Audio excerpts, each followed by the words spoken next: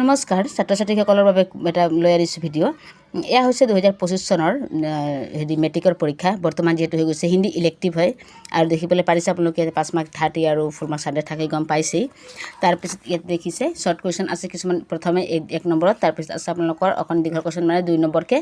তাৰপিছত আছে এই ভিডিঅ'টোৰ জৰিয়তে দিয়া আছে যে ইয়াতে অকণ ব্যাখ্যা কৰিব দিছে আপোনালোকৰ এই অপশ্যন থকা আছে, এটা নহ'লে এটা আপোনালোকৰ যোনটো সুবিধা পাইছে সেইটো কৰিছে। তাৰপিছত এইটো হৈছে ব্যাকৰণ আৰু তাৰপিছত আছে এই ব্যাকৰণৰ পিছত আছে আৰু কিছু ব্যাকৰণ আছে এনেধৰণৰ। তাৰপিছত গ্ৰুপ বি বুলি খণ্ড খকৈ আকৌ কুৱেশ্যন আছে 1 নম্বৰীয়া কুৱেশ্যনখিনি দিয়া হৈছে। তাৰপিছত লং কুৱেশ্যন দিয়া হৈছে কিছুমান আৰু আপোনালোকৰ ইয়াত আছে নিবন্ধ লিখন, এই নিবন্ধ লিখিব দিছে মানে ৰচনা কৰিব দিছে যিকোনো এটা।